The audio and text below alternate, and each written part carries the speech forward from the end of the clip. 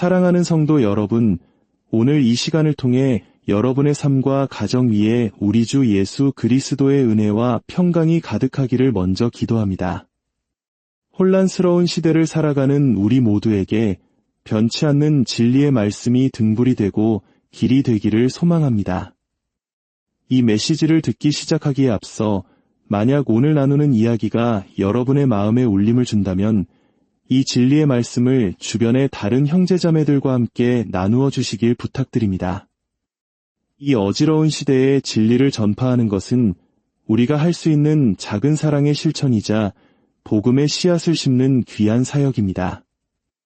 여러분의 그 작은 손길을 하나님께서 분명 귀하게 사용하실 것입니다. 오늘 우리는 매우 중요하고 또 민감할 수 있는 주제에 대해 이야기 나누고자 합니다. 그것은 바로 사회주의라는 거대한 이념이 과연 기독교 신앙과 함께할 수 있는가 하는 질문입니다. 최근 서구 사회에서는 스스로를 사회주의자라 칭하는 정치인들이 당당하게 목소리를 높이고 있습니다. 뉴욕의 한 유력 정치인은 이렇게까지 말했습니다. 우리는 더 많은 사회주의자를 선출해야만 합니다. 그리고 우리의 사회주의에 대해 결코 부끄러워해서는 안 됩니다. 우리의 최종 목표는 생산수단을 장악하는 것입니다. 생산수단을 장악한다는 것, 즉 모든 기업과 공장, 토지를 국가가 통제하겠다는 이 선언은 많은 이들에게 큰 충격을 주었습니다. 그러나 더욱 놀라운 것은 이러한 주장에 동조하며 어쩌면 사회주의가 성경적인 것이 아니냐고 말하는 일부 기독교인들이 생겨나고 있다는 사실입니다. 가난한 자를 돕고 부를 나누며 모두가 평등한 사회를 만든다는 사회주의의 구호는 언뜻 듣기에 매우 기독교적인 가치처럼 들릴 수 있습니다. 바로 이 지점에서 많은 성도들이 혼란을 겪게 됩니다. 오늘 우리는 이 혼란의 안개를 걷어내고 성경이 진정으로 무엇을 말하고 있는지 명확하게 살펴보고자 합니다. 어떻게 이 지경까지 이르게 되었을까요? 어떻게 교회가 세상의 이념에 이토록 쉽게 문을 열어주게 된 것일까요?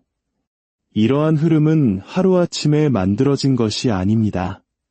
수십 년에 걸쳐 서서히, 그러나 아주 교묘하게 교회 안으로 스며들었습니다. 존경받는 일부 목회자들조차 마르크스주의에 대해 온정적인 태도를 보이기도 했습니다.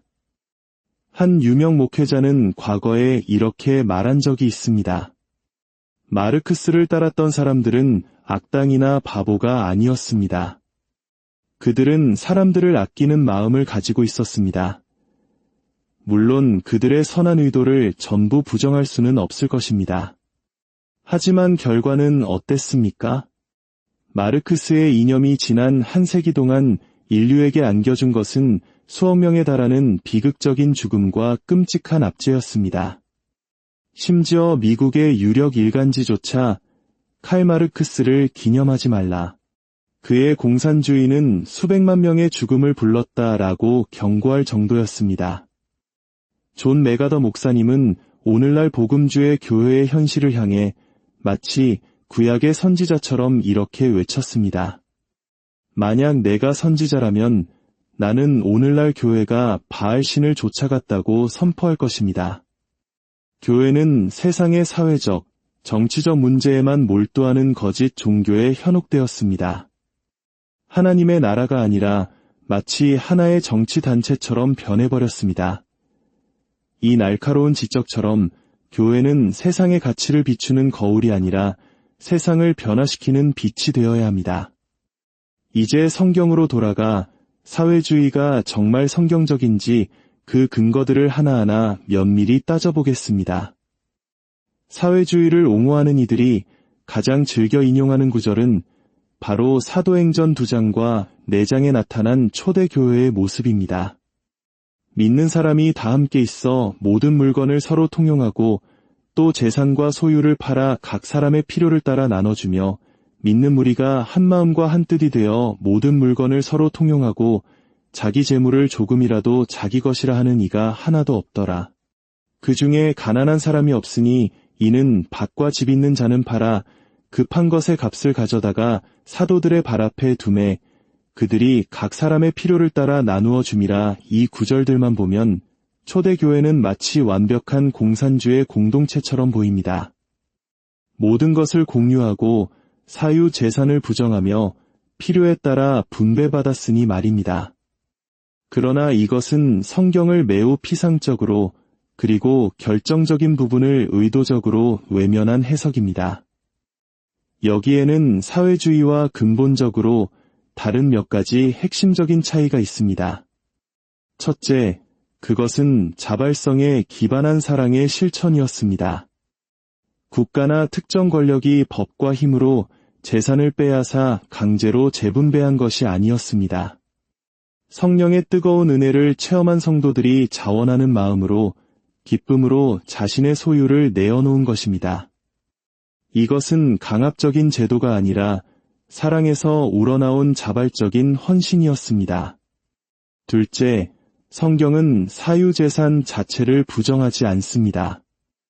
오히려 이 구절은 사유재산이 있었음을 명백히 증명합니다. 성도들은 자신의 밭과 집을 팔았습니다.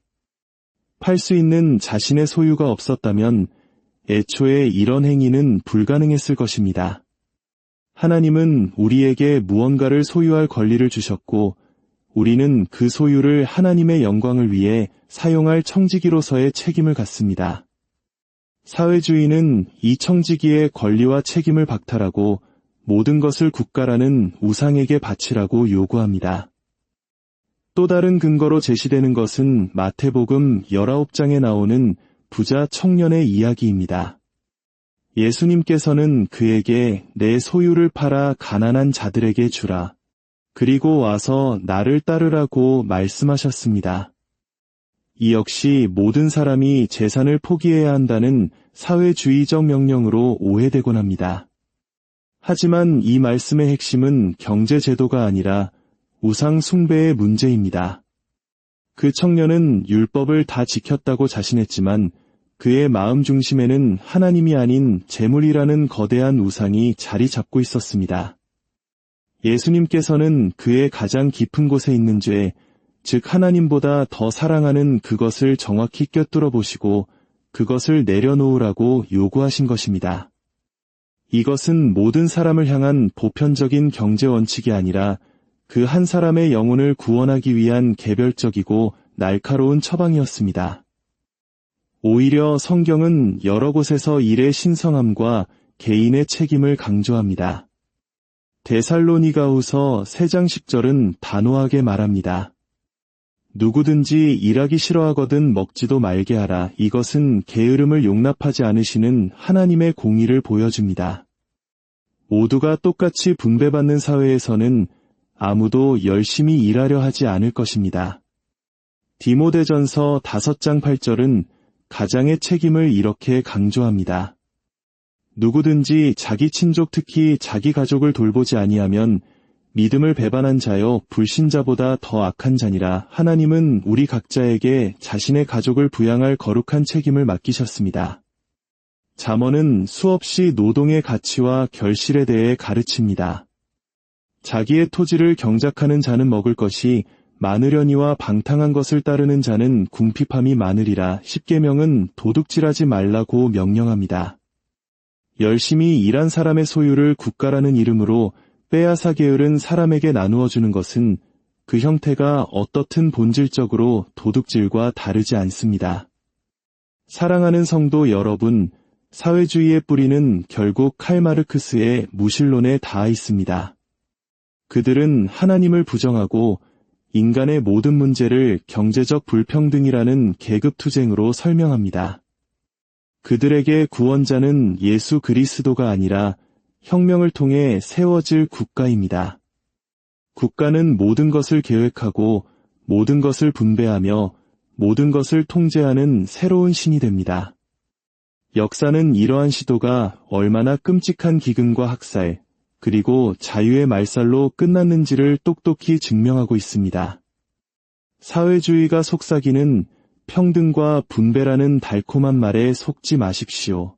그것은 하나님을 대적하고 인간의 책임과 자유를 파괴하며 결국 모두를 가난과 억압의 노예로 만드는 거짓된 우상일 뿐입니다. 성경이 말하는 진정한 나눔은 국가의 강제가 아닌 예수 그리스도의 사랑으로 변화된 성도들의 자발적인 섬김과 헌신을 통해 이루어집니다. 교회는 정부가 해야 할 일을 대신하는 기관이 아닙니다. 교회는 잃어버린 영혼에게 복음을 전하고 그들이 예수님 안에서 새로운 피조물로 거듭나도록 돕는 하나님의 거룩한 공동체입니다. 이 혼탁한 시대 속에서 하나님의 말씀을 굳게 붙드시길 바랍니다. 세상의 그럴듯한 이념이 아니라 오직 성경의 진리 위에 굳건히 서서 분별의 영을 구하십시오. 우리의 가정이, 우리의 교회가, 그리고 이 나라가 거짓된 우상을 버리고 오직 살아계신 하나님 한 분만을 경외하며 섬기게 되기를 간절히 기도합니다. 주님, 이 땅의 교회와 성도들에게 분별의 지혜를 허락하여 주시옵소서. 세상의 달콤한 유혹에 넘어가지 않고 오직 진리의 말씀 위에 굳게 서게 하옵소서. 우리에게 맡겨주신 것을 성실히 감당하는 청지기가 되게 하시고 우리의 소유를 통해 하나님의 사랑을 나누는 통로로 사용하여 주시옵소서. 이 모든 말씀, 우리를 죄에서 구원하신 예수 그리스도의 이름으로 기도드립니다. 아멘.